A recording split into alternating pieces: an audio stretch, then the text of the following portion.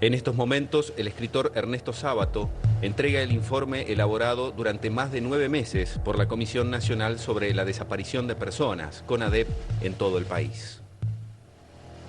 Con el decreto correspondiente, el entonces presidente Alfonsín formó la CONADEP para presentar un informe a la justicia que luego intervino en el juicio de los comandantes. Ese informe se llamó Nunca Más. El texto de 490 páginas contenía cientos de testimonios y el relevamiento de casi 8.960 casos de detenidos desaparecidos. También había información sobre los represores. El informe se usó como base para el juicio a los miembros de la Junta Militar. Los empleados no pudieron aguantar ese impacto, entonces se les pidió a los organismos de derechos humanos que mandaran a sus integrantes, que fueron los que efectivamente en forma sumamente eficiente y con una gran entereza tomaron esos testimonios que fueron, bueno, como ustedes bien saben, muy terribles, ¿no? Fuimos salvajemente torturados y las mujeres salvajemente violadas. Yo conté 18 días de violación constante, de distintos tipos que venían siempre en patota, porque los torturadores son así de cobardes, en patota. Nos hicieron todo tipo de torturas, las psicológicas, diciendo que en mi caso iban a matar a mi hijo, que lo tenían ellos. Yo fui llevada a la picana eléctrica varias veces. La picana no solo era en el cuerpo, sino también en las partes femeninas, ¿no?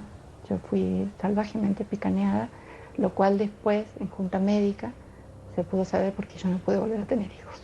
¿Qué otra cosa nos dejó la CONADEP? La visión clara y tajante de que esto era un plan sistemático y que estaba estructurado de arriba para abajo, que no había excesos, que estaba todo perfectamente documentado, que los archivos que no aparecen existen. Con los testimonios que tomó la CONADEP se elaboraron miles de legajos. Uno de ellos lleva el número 7746. Allí, un ex suboficial denunció los delitos cometidos por la Policía Federal Delegación Mendoza, antes y después del golpe del 24 de marzo de 1976. Aquí comienza nuestra historia.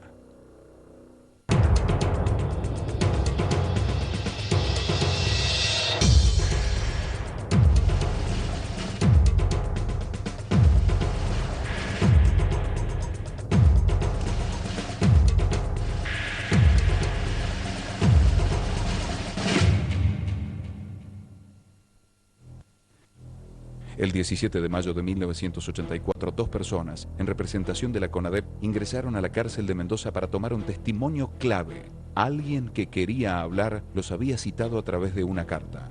Una de las personas que fue al encuentro del desconocido era Carmelo Durán, ex detenido durante la dictadura y miembro de la Asamblea Permanente por los Derechos Humanos.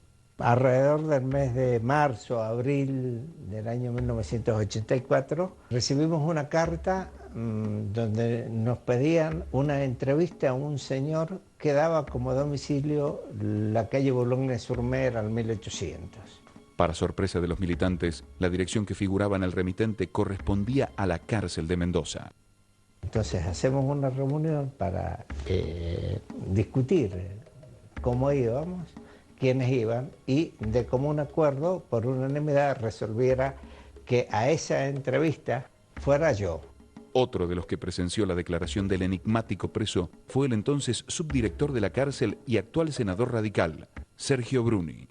Rápidamente pudimos tomar contacto con esta persona que resultó ser un interno que quería denunciar una serie de hechos que habían pasado durante la época de la dictadura militar.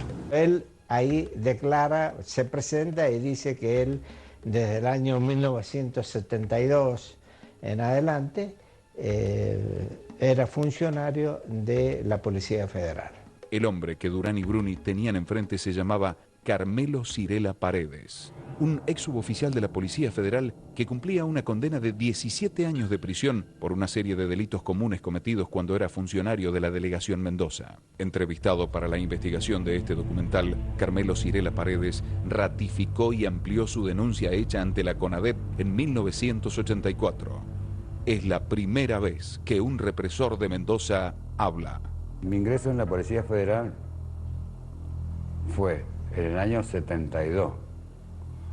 Fui a una comisaría, pedí pregunté cómo se tenía que hacer, me dieron todas las cosas, hice un examen psicotécnico y de ahí me mandaron a Policía Montada en Buenos Aires a hacer un curso.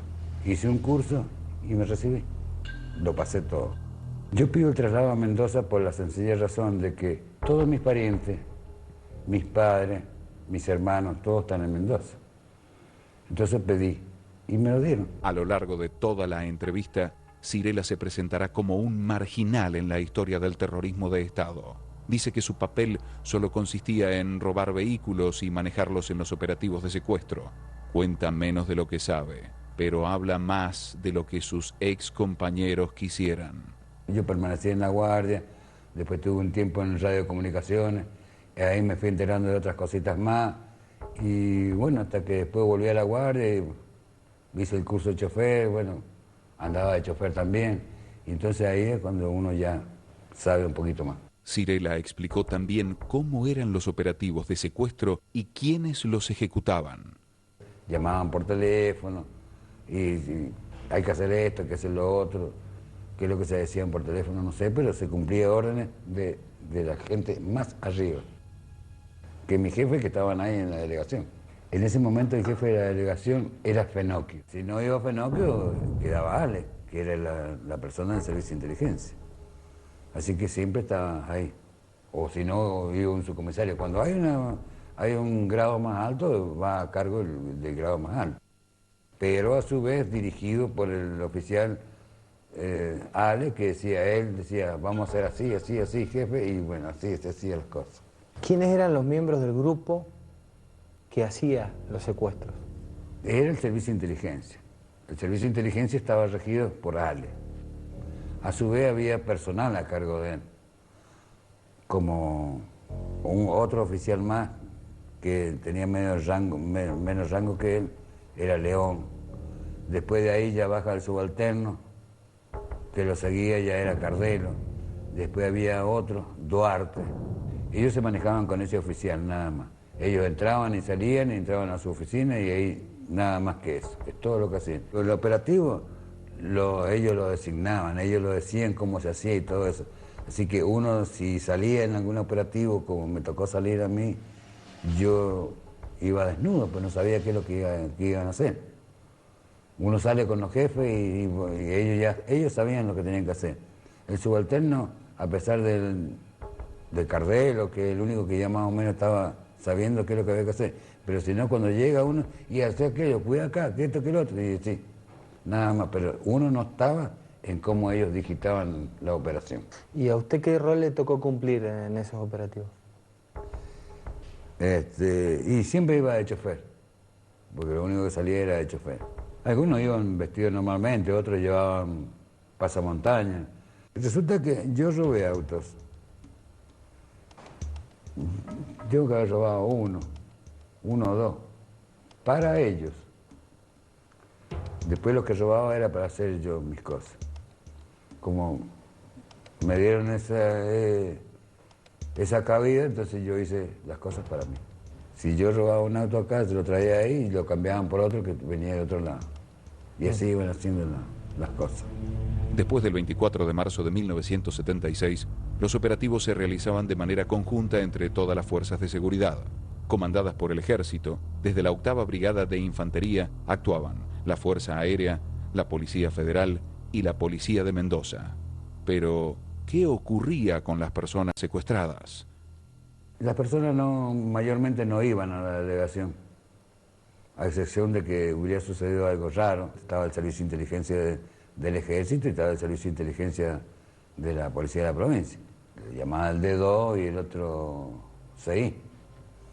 ¿También participaba la Fuerza Aérea? De la Fuerza Aérea me acuerdo de haberlos visto. Interpreto que los procedimientos que se hacían y que no venían a la delegación, supuestamente irían al D2 que iban ahí y lo llevarían a otro lado. Muy pocos trajeron a la delegación Mendoza. Trajeron una oportunidad, ¿sí? Varios, pero no era el lugar, porque después de 2 días se los llevaron. ¿Y qué ocurre con esas personas? No, esas personas estaban ahí tiradas en el suelo y las picaneaban para sacar información. Ocupaban una piecita que estaba en el sobretecho de la delegación y cuando llevaban a alguien ahí no se podía arrimar nadie, ni escuchábamos nada porque no se escucha nada. Lo que nosotros sabíamos, que mirábamos ahí, que esto, que lo otro, era que estaban Cardelo, Gale y todas esas cosas sacando información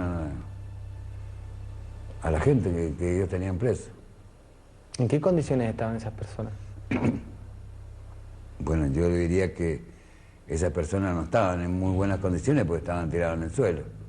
Es decir, no es de una cosa de un preso común llevarlo a una celda que tiene una cama, ya bien sea de Portland, pero tiene una cama para sentarse. Ellos estaban tirados todos en una piecita ahí, en el suelo. ¿Y eran hombres, mujeres?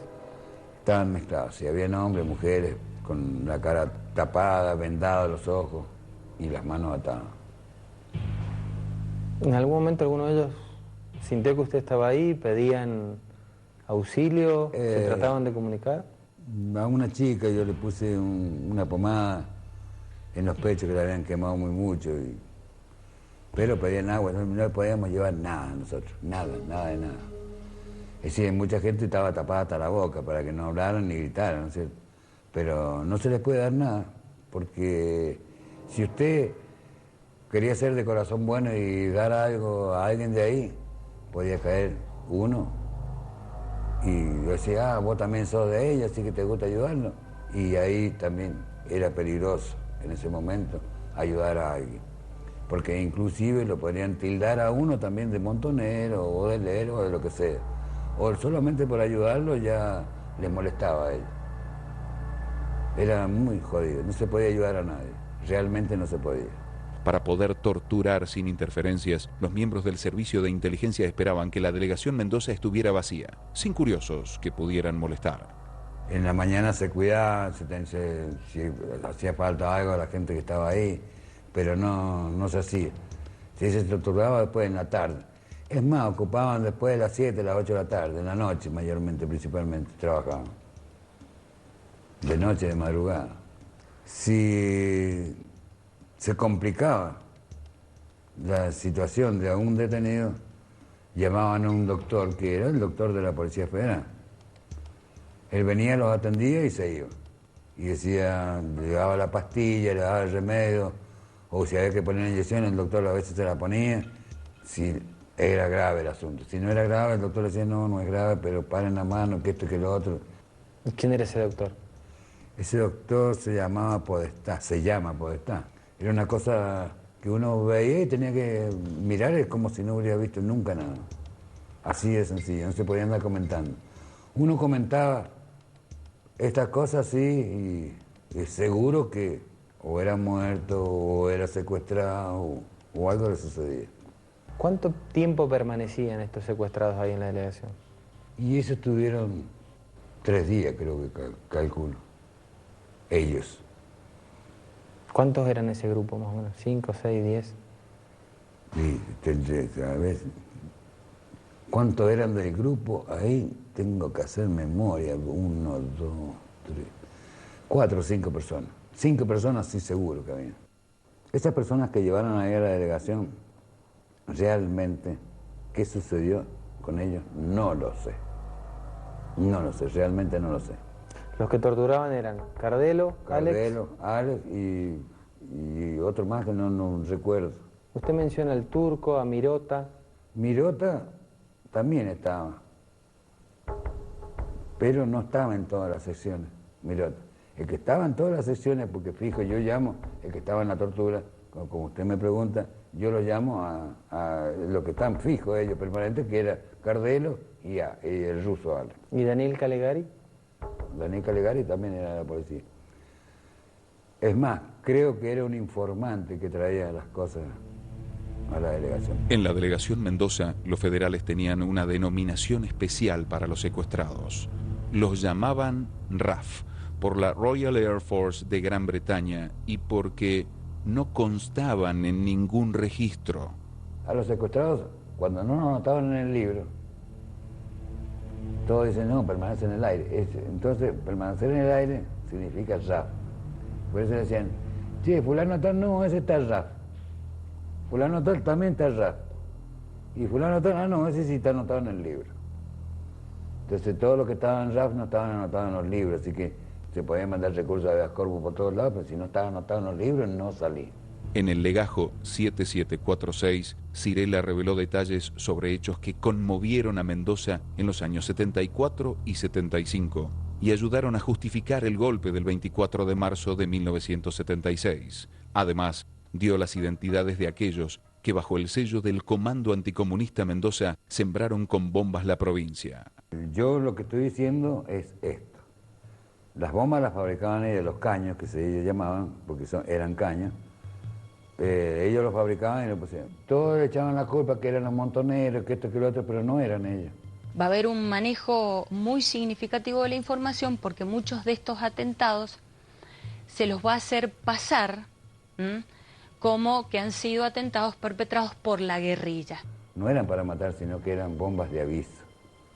¿Y esa quién la ponía? Cardelo, León y otras personas. Tanto no así como la Policía Federal, también la Policía de la Provincia tiene que haber hecho lo mismo. No sé cuántas bombas se pusieron en Mendoza, pero sé que se pusieron muchas.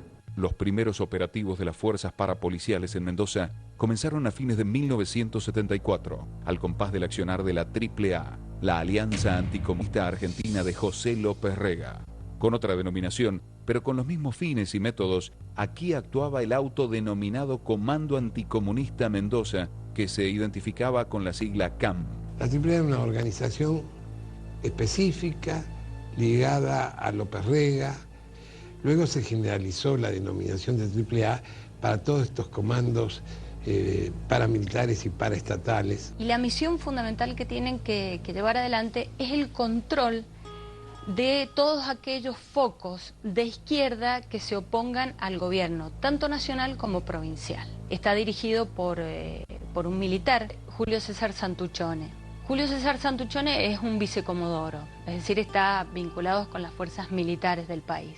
Llega a la provincia de Mendoza, es nombrado por la intervención Cafiero, posteriormente es reconfirmado por la intervención que le sucede a Cafiero, la de Luis María Rodríguez Marcó del Pont, y confirma su actuación el general retiro efectivo Pedro León Lucero. Santuchone creo que me vino recomendado por el Ministerio del Interior. Y ahí yo lo designé, no tenía antecedentes de él, pero era muy común en esa época que se nombraran retirados de las Fuerzas Armadas a cargo de las policías provinciales. Se desempeñó, creo que correctamente, nunca tuve un conflicto con él, ¿no? Ni creo que él se haya excedido en las facultades que tenía como jefe policial, ¿no? Creo, no sé. Las cosas se saben después con el tiempo a veces, ¿no? Durante mi mandato no hubo ningún tipo de acción violenta como sucedía en otros ámbitos del país, ¿no es cierto? Si es que se mide la situación de violencia por atentados, muertes, tiroteos, peleas, nada de eso ocurrió durante mi mandato. ¿Sabe que Santuchone fue uno de los máximos responsables de la represión ilegal en Mendoza? Eso fue después que yo me fui. Y no de eso he oído versiones, pero como eso no sucedió cuando yo estaba de interventor, nada de ello me llegó directamente, ¿no? Lo que no reconoce Cafiero es que el CAM comenzó con los atentados durante su gestión, teniendo como figura destacada a Santuchone, el hombre que él mismo había puesto al frente de la policía. Es probable que haya habido un comando así, pero no creo que produjo hechos notorios. Existía, como tantos otros, en la clandestinidad, o existía, diría yo, para presionar sobre algún motivo concreto. Yo no tuve ninguna vinculación, ni llegué a conocer a sus integrantes. Yo solo recuerdo que una vez que se pusieron unas bombas, no me acuerdo exactamente el episodio cómo fue, pero cuando me dijeron que esas bombas habían sido puestas por elementos del servicio de informaciones, yo ordené una investigación inmediatamente. ¿Por qué? Porque para provocar situaciones de violencia, el propio servicio de investigaciones colocaba bombas y se las atribuía a elementos radicalizados de la izquierda. Y no era así. y no era así. ¿Obtuvo resultados de las investigaciones? Ordené una investigación, los resultados no los conozco. Atentados del CAM seguía sembrando el terror en Mendoza. Momentos antes de una conferencia del dirigente intransigente Oscar Allende, la sede del Centro Cultural Israelita también sufrió un atentado. Por el destrozo que se hizo, evidentemente la bomba la pusieron acá, en este rincón. La deben haber metido adentro, rompió toda esta parte, la reja la destruyó, destruyó la ventana. Arrojo sintió que el accionar de los efectivos policiales estaba encubriendo algo o quizá a alguien. Vino la policía con bastante prontitud porque, bueno, examinaron el buraco que se había hecho, lo palparon, olieron y se ve que eran gente experta, o sea, dijeron esto es gelamón, pero hicieron algunas señas como señalando hacia cierta institución militar. El sur de Mendoza no quedó al margen de los atentados. Pusieron una bomba en un vehículo, creo que se rompió toda una parte de mi casa que tenía 2 entradas. Otra vez pusieron una bomba que rompió toda la parte adelante de mi casa y le afectó a una de mis hijas en su oído por el estruendo. Sanz era además militante de Montoneros. Una vez que la organización anunció el pase a la clandestinidad, le fue imposible seguir en Mendoza. No tenía la mínima garantía de estar viva. Era una de las personas más perseguidas en Mendoza. En los comunicados, donde se adjudicaban los atentados, afirmaba: Mendoza, la provincia más limpia del mundo, no cobijará basura roja en el suelo. Antes muertos que bolches. Y cualquiera sabe hacer una bomba de un caño. ¿Y las hacían ahí en la delegación? ¿No sabe? No hacía falta hacer en la delegación, eso se puede ir armando en un auto, se puede armar. Y para llegar allá, no lo hacían en la delegación porque es peligroso llevar una cosa así. Se les puede explotar hasta ellos mismos en la mano o en el auto. No, eso se llega y se fabrica, ya tienen las cosas hechas. Ya tienen un pedazo de caño así con rosca acá y la tapa, que el agujerito de las tapas. Ya tienen la masilla para poner para que no salga el aire y reviente acá. Ya tienen los foquitos y todo como se tienen que poner. Si ellos ponen el foco, pasan el cablecito por el agujerito ese y le ponen la masilla. Y el foquito ya queda con la pólvora adentro. Es una cosa muy sencilla de hacer. ¿Usted nunca colocó una bomba, carnal? No, nunca me hizo falta. En su segunda declaración ante la CONADEP, Sirela mencionó el secuestro de un joven, dijo que del operativo participaron Alex, el cordobés, el turco, Cardelo, alias Willy, y que esta persona fue llevada unas horas a la delegación a efectos de ser interrogado.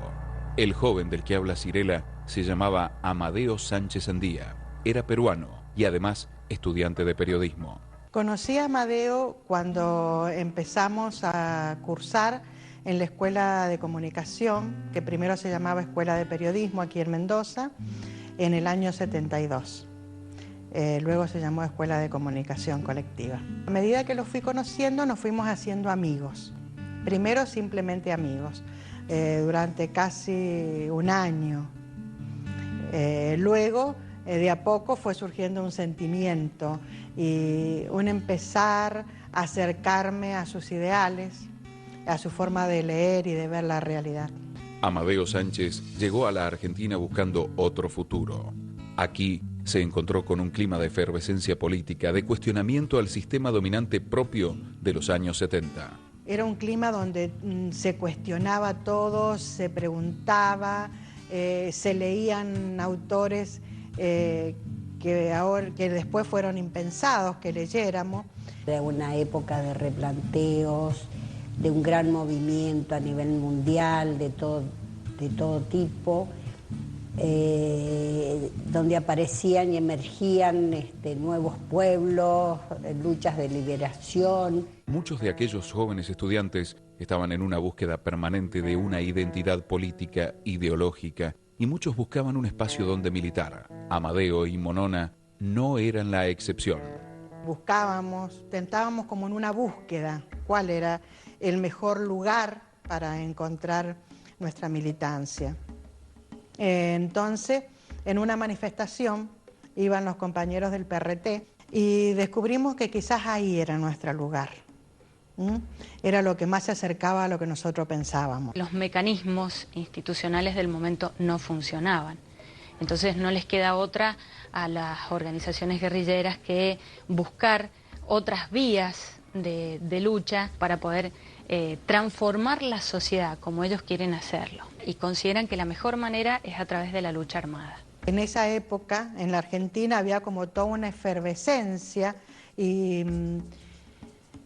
una creencia, digamos así, de que la lucha armada era la única vía posible. ¿Tenía apoyo popular la lucha armada? Yo creo que había consenso, no tanto apoyo. Pienso que la época nos llevó a tomar esas actitudes de compromiso. Amadeo Sánchez decidió incorporarse a la guerrilla del ERP en Tucumán. Viajaba junto a 2 compañeros de militancia cuando en la madrugada del 29 de mayo el colectivo de la empresa Colta que los transportaba impactó contra un camión que trasladaba aceite. Yo no iba porque hacía muy poquito que nos habíamos casado y los compañeros consideraban que nos íbamos a distraer en otras actividades en lugar de realmente poner toda nuestra atención en la formación. La magnitud del accidente, que terminó con la vida de varias personas, hizo que la noticia llegara a la tapa de los diarios. Y escucho en la radio que había habido un accidente de un micro que viajaba a Córdoba. Y yo sentí, fue como, no sé, un presentimiento que era el micro donde iba Amadeo. Después que retiraron toda la gente que me dieron por muerta, porque en un diario de Córdoba salí dentro de los muertos, al sacar el acoplado y circular aire, yo me volví en sí sola. Cuando a mí me terminaron de hacer la transfusión, serían como las 5:30, 6 de la mañana, y aparece uno de mis primos a buscarme. Y le digo, no, le digo, estoy bien, podés caminar perfectamente bien. Bueno, quiero que firmes tu alta voluntaria porque yo te voy a llevar a casa. Y yo no sé, pero estaba muy apurado por retirarme.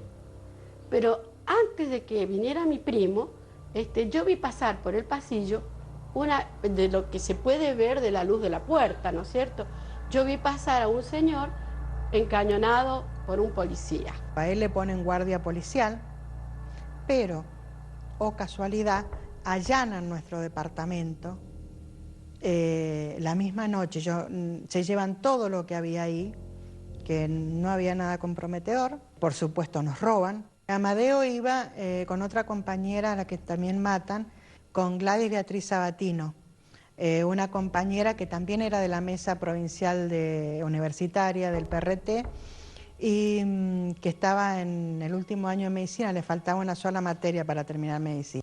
Va también con otro compañero que se llama Aníbal Testa. También con otro compañero que era de Córdoba, también va con él, que era, digamos, que tenía una jerarquía mayor que nosotros. Sé que el grupo que secuestró a esa persona era Cardelo, Ale, a la delegación. Yo no lo vi en la delegación, pero sé que lo mataron. Pero eso ya tiene que ver con Cardelo y Ale. Según las crónicas de los diarios, Amadeo les dijo a sus secuestradores: cuidado, que me duele mucho. Por un momento creyó que sus compañeros lo salvaban de la muerte. De repente, un grupo de personas entra accionando bruscamente. Por ejemplo, a mí se me tira al piso, se me da un culatazo con armas largas y veo que a mi hermano lo levantan en vilo bruscamente y siento su queja, es decir, despacio, despacio, me duele mucho. Y así desaparecen por los pasillos del hospital. Y queda sobre la cama donde estaba acostado Amadeo un llavero de la Policía Federal. Era el rumor de que era correo de leer. Sí, esto sí. Lo escuché ahí, pero ahí lo dijo Cardelo. No, sí, llevaba cartas, llevaba cosas, y hay un montón de cosas ahí, diciéndolo en la mesa donde habíamos como 5 o 6 habíamos. Él lo admitió. Claro, él admite eso. Yo no estuve en el secuestro ni nada, pero sé que por él me entero yo de eso, de ese caso. Amadeo Sánchez presentaba signos evidentes de haber sido torturado. Eso confirmaría su paso por la delegación Mendoza antes de ser ejecutado en el paraje de Canota. La policía avisó rápidamente a los medios de comunicación sobre el hallazgo de un cuerpo sin vida en una zona con alto significado histórico. Y también se encargó de propagar la versión de que la víctima había sido producto de una venganza entre organizaciones guerrilleras. El trascendido, ¿no es cierto?, que había hecho circular la policía, que en Canota, ¿no es cierto?, había sido encontrado un cuerpo de un guerrillero, un subversivo, ¿no es cierto?, presuntamente ultimado por los mismos compañeros. Ramón Martínez trabajaba en Diario Los Andes y era docente de la Escuela de Periodismo cuando le tocó realizar la cobertura por el asesinato de Amadeo. 30 años después, volvió a Canota para relatar lo que encontró en ese lugar histórico. Estaba muy moreteado y muy golpeado. Yo me recuerdo haberlo encontrado recostado, digamos,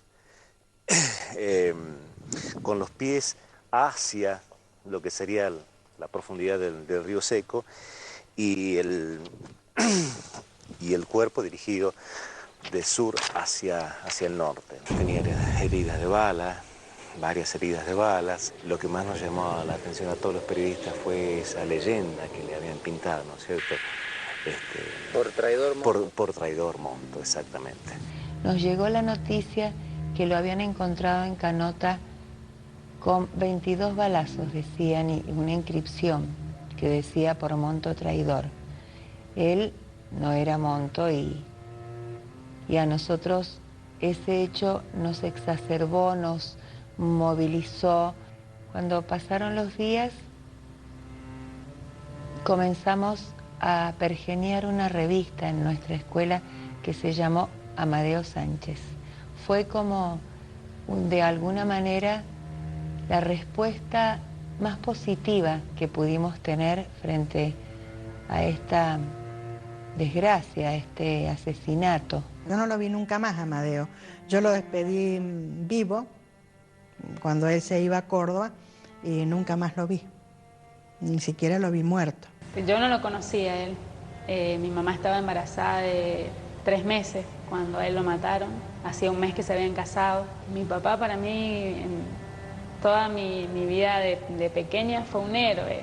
Alguien, como mi mamá me enseñó, que había luchado por la libertad, por los derechos humanos, que soñaba con tener un país mejor, aunque este no era su país porque él era peruano, pero él lo sentía así.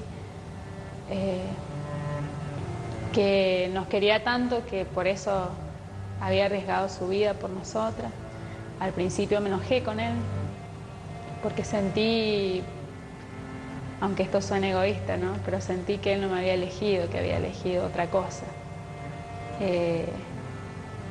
Entonces hubo una época en que estaba como enojada, como que no quería saber nada, Yo decía que no quería saber nada con la política, ni con las marchas, ni con nada.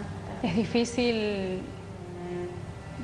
entender todas las razones cuando uno no conoce a alguien. Me hubiera gustado tenerlo, hablar con él, conversar con él, contarle mis cosas, y no lo tengo para eso.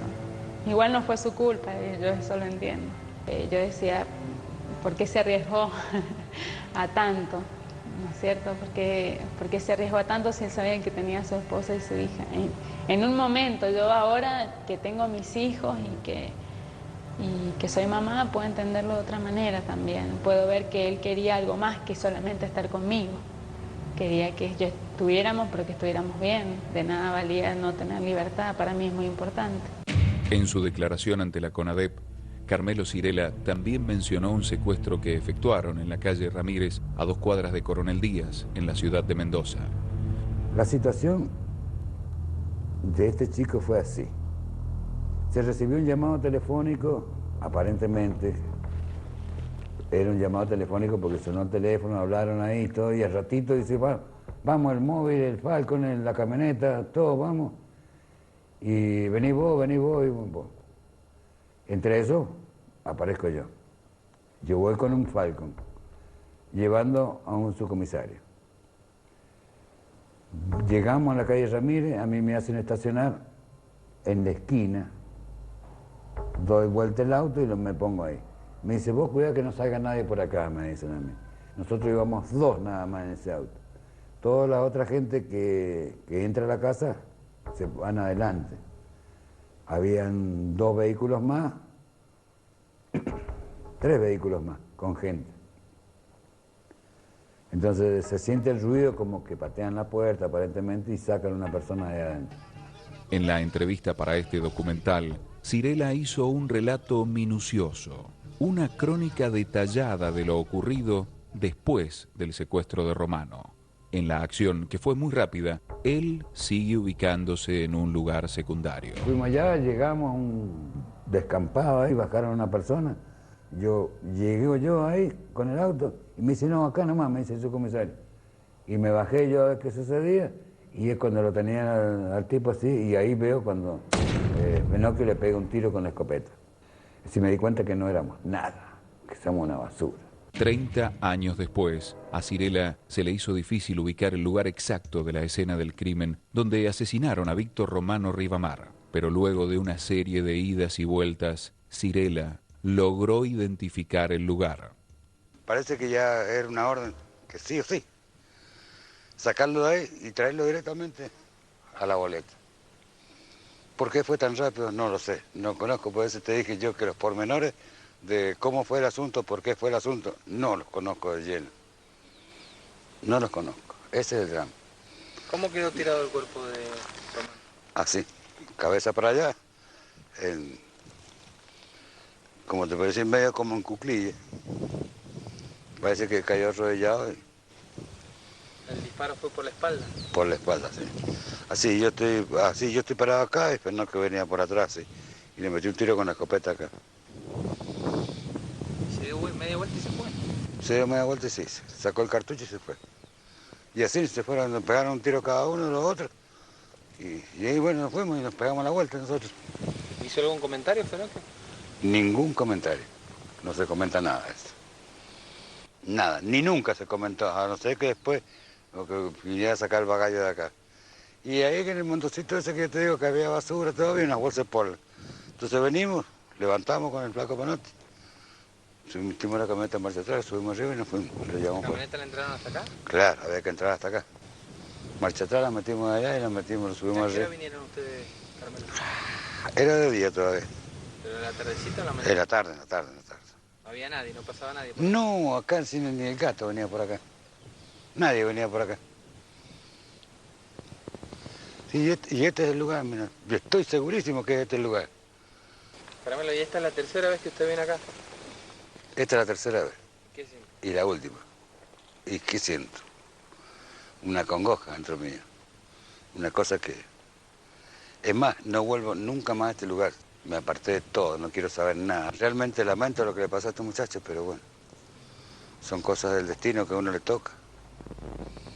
Como me puede tocar a mí mañana pasado ahora. Ahora se corren más las posibilidades.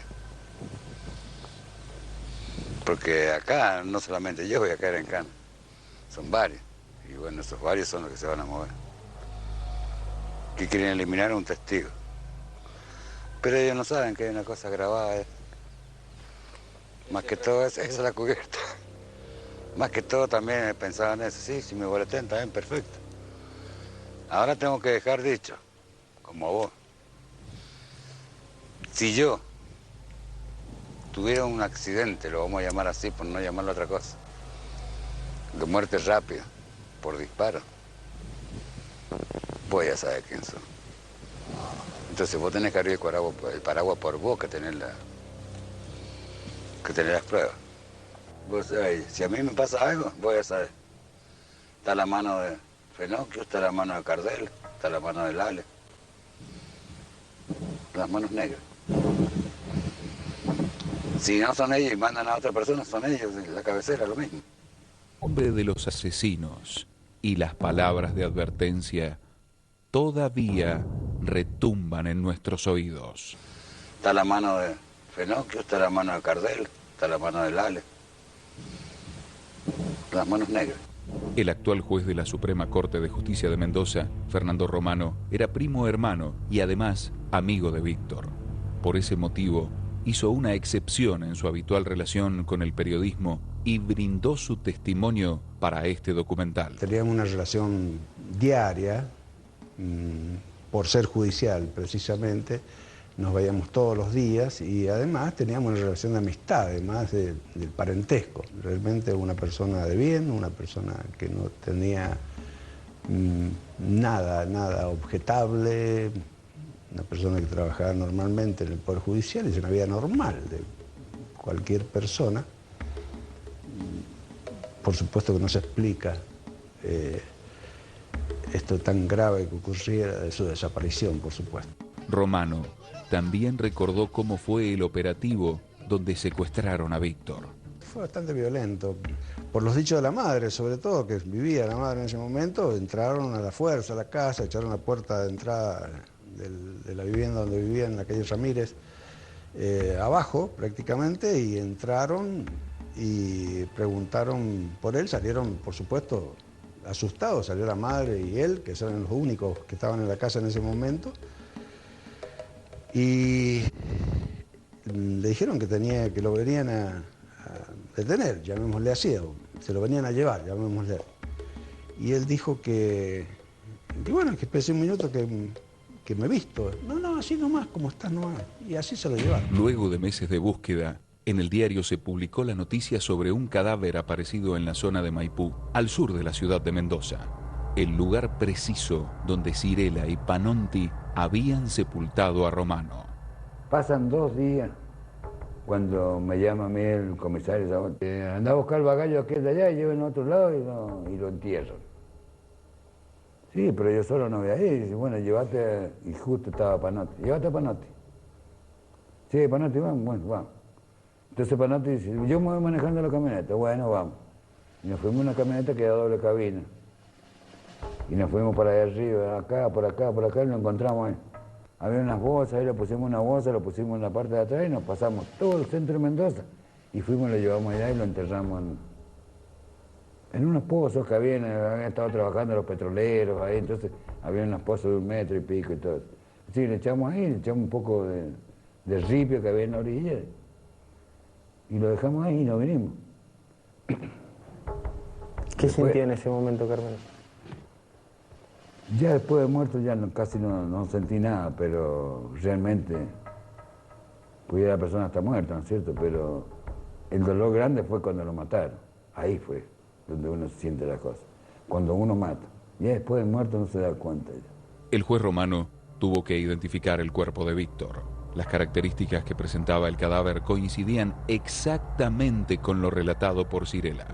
Es el día, en la mañana, que salió en el diario que había aparecido un cuerpo desnudo, llamémosle, bueno, por supuesto un cuerpo enterrado, que lo había enterrado un perro, una mano, que estaba bastante ya descompuesto el cadáver, pero sí que estaba desnudo, no tenía ropa, nada más que un calzoncillo. Por supuesto, inmediatamente me fui al cuerpo médico forense, yo era judicial, tuve todas las puertas abiertas para que me lo mostraran el cadáver y efectivamente no era irreconocible, pero estaba así, como era un cuerpo que no tenía ropas y que tenía más o menos la contextura física de Víctor, y la cara no existía, es decir, parece que le habían sacado un escopetazo por detrás de la nuca, porque en la cara no tenía, sí tenía la parte del maxilar inferior. La familia nunca supo ni pudo explicarse por qué mataron a Víctor Romano Rivamar. Pero al Víctor no le dieron ninguna defensa. Al Víctor se lo llevaron, lo ejecutaron, digamos, hubo un proceso absolutamente sumario. Se lo llevaron, es decir, hubo una denuncia, lo detuvieron, lo procesaron, todo mentalmente, ¿no es cierto?, por quién lo ejecutó. Lo procesaron, le dictaron sentencia y lo ejecutaron, todo junto en una sola persona. ¿Y la garantía de defensa dónde quedó? ¿Lo escuché? ¿Le dieron posibilidad de hablar a esa persona para explicar que podía ser una equivocación? Pero además, estaba en la legislación la posibilidad de matar a una persona. por una mera presunción de algo, no sé de cuál, porque no sé de qué le imputaron. Una de las personas que, según la denuncia de Sirela, formó parte del grupo que aplicó la sentencia de tortura y muerte fue Rodolfo Cardelo, alias Willy. Ahora retirado de la Policía Federal, llegó a ser custodio del ex jefe de los fiscales, Nicolás Becerra. En pleno centro de la ciudad de Mendoza, intentamos obtener una respuesta sobre los asesinatos de Sánchez Andía y Romano Rivamar. En una tensa entrevista, Cardelo buscó primero el escape y después la negación. ¿Cardelo? ¿Cómo le va? ¿Lo está filmando? Sí, lo estoy filmando. Quería hacerle una entrevista. ¿Sobre qué? Sobre un legajo de la Comisión Nacional sobre la Desaparición de Personas. ¿Cómo? Si que sacar las cámaras primero. No vamos a sacar las cámaras porque estamos filmando para un documental. ¿Puede explicarnos qué hizo usted con Amadeo Sánchez Andía, por favor? Con Víctor Romano Rivamar, asesinado uno en Canota y otro en Papagayo. No sé de qué me estás hablando. No sé. Acá está mencionado usted, en un legajo de la Comisión Nacional sobre la Desaparición de Personas. ¿Sabe lo que es la CONADEP? No. No sabe lo que es la CONADEP. ¿Sabe lo que son los delitos de lesa humanidad? ¿Y por qué se va, Cardelo? ¿Por qué se va? Explique. ¿Por qué no nos cuenta qué fue lo que hizo usted? ¿Sigue siendo efectivo de la Policía Federal? No, señor. Cardelo, ¿por qué no responde? Yo le estoy preguntando casos concretos. Sí. Secuestro de Amadeo Sánchez Andía en San Martín. No, es que no lo conozco. ¿En qué año? Decime qué año. Año 1975, 6 de junio, en la madrugada, Hospital Regional. No Entra estaba. Usted y otras personas. No estaba yo. Ajá, ¿tiene como demostrar que no estaba? Sí, tal cual, no estaba. Abril del 76. No estaba. Secuestran a Romano Rivamar en la calle Ramírez 2933. Usted y otros 6 efectivos de la Policía Federal. Hijo de puta que son los tipos son unos canallas, son unos... ¿Sabe qué? Hay que decir la verdad, como vos decís algún día. Sí, usted se ufanaba en la Federal de haber matado a Amadeo Sánchez, una persona que secuestró en estado lamentable, que torturaron en la delegación y lo mataron a balazo en Canota. Vos sabés que hay jerarquías. Por supuesto que hay en todos jerarquías. lados. Sí, claro que hay ¿Vos jerarquías. crees que yo, un boludo de 21 años, yo puedo ordenar? No, yo no estoy diciendo que usted ordenaba los operativos. Yo no estoy diciendo que usted Entonces, ordenaba, ¿cómo me usted va a los decir? ejecutaba. Yo, no, Usted los yo soy ejecutaba. cristiano católico ¿Y qué tiene que ver? apostólico, Y si usted no mató gente. No, hermano, no. ¿No mató a nadie? No, hermano, no, jamás. No. Te lo juro por la tumba de mi madre. Ustedes hicieron más de 100 operativos, la Policía Federal ¿Acá? en conjunto, en Mendoza. No sé. Ustedes manejaban la inteligencia junto con Esmá y Fernández del D2, junto con Padorno de la Fuerza Aérea, junto con Carelli de la Fuerza Aérea. Llevaban gente a Las Lajas. En Mendoza hay 200 detenidos desaparecidos. ¿Dónde Sí, están? lo lamento mucho. ¿Qué hicieron con esa también gente? también. ¿Pero por qué Lo no lamento lo mucho. revelan? ¿Por qué no dicen qué hicieron con esa gente? Pero ¿por qué vamos a decir Pero una, si yo usted voy a es decir una católico, cosa? Sí, si usted seguro. es católico, ¿por qué no dice qué hizo con esa gente? Pero Franco, voy a decir una cosa que no sé. Hace 30 años que Una la cosa que gente no está sé. buscando a sus familiares, Lo Cardelo. comparto con ellos, los comparto con Pero ellos. denle la Estoy con información ellos. entonces. ¿Pero qué información le voy a dar? si ¿A no dónde sé? enterraban los cuerpos, Cardelo? Sí, Eso es lo que hermano. queremos saber. Si yo lo supiera... Pero ¿cómo no lo va a saber si usted acá dice que usted los enterraba? Yo lo enterraba. Usted los enterraba. ¿Cómo mostrarlo? Con este testimonio lo vamos ¿De a quién? mostrar. ¿De quién? No, averígüelo, 7746, legajo con ADEP. Además de su testimonio ante la CONADEP, Sirela prestó declaración ante diputados provinciales de la Comisión de Derechos y Garantías de la Legislatura de Mendoza.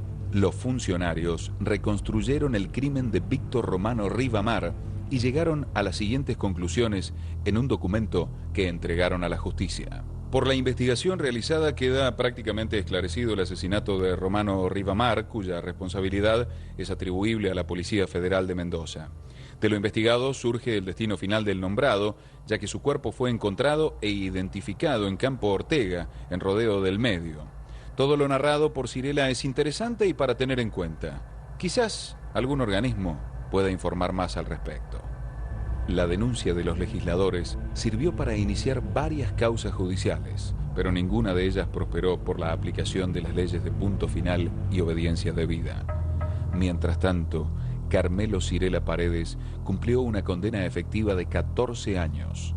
La justicia lo encontró culpable de robo calificado, encubrimiento, hurto calificado y participación criminal primaria. Su testimonio era contundente para todos, menos para la Justicia Federal de Mendoza. Hace 30 años que los familiares de los detenidos desaparecidos y asesinados por la dictadura reclaman verdad y justicia. Los ejecutores del genocidio están identificados. Algunos fallecieron, pero la mayoría están libres. Algunos de aquellos jueces que juraron fidelidad al estatuto del llamado Proceso de Reorganización Nacional ocuparon y ocupan cargos de responsabilidad en democracia, como Gabriel Guzzo y Luis Francisco Miret. A 30 años del golpe de Estado, del 24 de marzo de 1976, las víctimas esperan recibir de la justicia federal más que indiferencia, dilación y represión. Cada minuto que transcurre aumenta la sensación de impunidad, un sentimiento que degrada la democracia. Para muchos, el tiempo es fundamental. Solo con verdad y justicia habrá paz en sus almas.